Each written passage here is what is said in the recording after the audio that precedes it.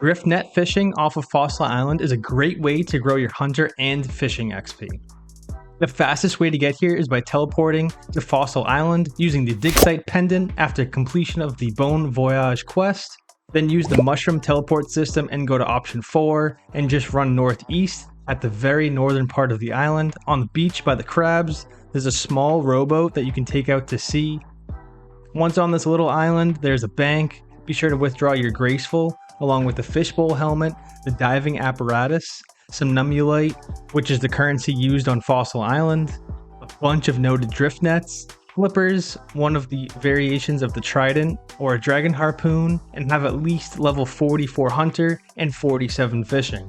Once you're ready, dive into the water by the boat and swim north to Cedo, where you'll pay her 200 nummulite to enter. Once here, you can exchange and store your drift nets with a net.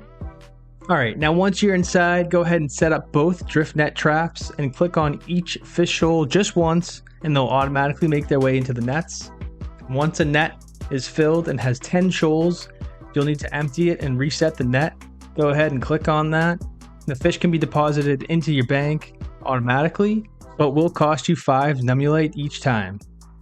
There's also a drift net fishing plugin on RuneLite, which highlights the shoals and the amount of fish in each drift net, so that's super helpful. Go ahead and activate that.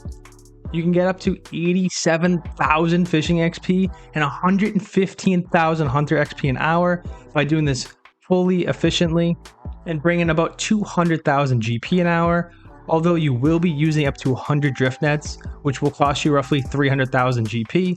So this method, you'll be losing 100,000 GP an hour, but that's all right because you're getting competitive XP rates. Up next, we have an underwater thieving method, which is actually located in the same underwater spot as the drift net. Again, you should bring your full graceful, some stamina potions if you think you need those, and your flippers. Unfortunately, you cannot wear your fishbowl helmet or diving apparatus, so do leave those in the bank. Once underwater, go ahead and head towards the shipwreck. Here you'll find Marilyn. She is the mermaid and she's also the one that you can trade in your tiers for items or XP at her shop. Once you feel like you're ready, go ahead and head into one of the openings towards the blinking arrow, which directs you towards a chest or a clamshell, where you can repeatedly click to search it for up to a minute before it closes and changes locations. Your player will occasionally run out of oxygen, but not to worry. If you catch a pufferfish or stand in one of the air bubbles, you'll replenish your oxygen in just a few seconds. When you successfully search a chest, you'll be rewarded with mermaid tears or glistening tears. You can trade these in for a trident. When you trade in your tears, you can get up to 40,000 agility XP, or you can get up to 145 thieving XP an hour, or if you combine the tickets, you can get 26,000 agility and 97,000 thieving XP an hour. Aerial fishing is a hunter, fishing, and cooking method on Lake Mulch in the Kingdom of Karen. You need at least 35 hunter and 43 fishing. You should bring a knife in your inventory, and that's it. That's all you really need for this method. The fastest way to get here is by using fairy code ring DJR, or by using the skilling necklace and teleporting to the farming guild, and then making your way to the rowboat on the dock by the lake. Once on the island, go ahead and speak to Alray. He'll give you a falcon. Go ahead, pick up some king worms on the ground. You'll use that as bait to start off. And then go ahead and just click each tile out by the water with the fish symbol on it.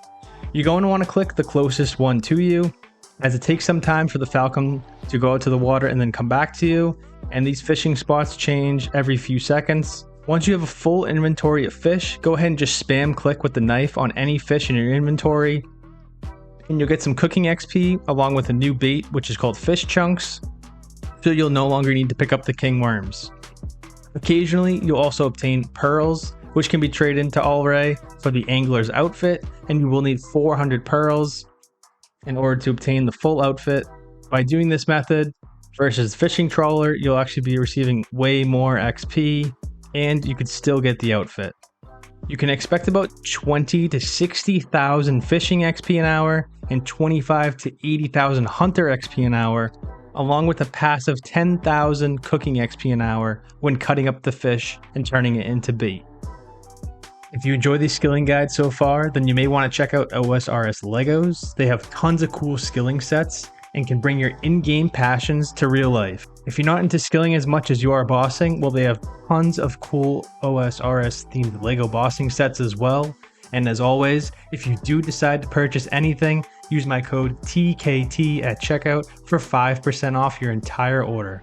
I will post their link down in the description below. Now, Barbarian Fishing is a well-known and used fishing method. It can also be tick manipulated, but that's not what we're here for right now. This requires a Barbarian fishing rod and feathers. You'll need at least 48 fishing, along with 15 strength and agility.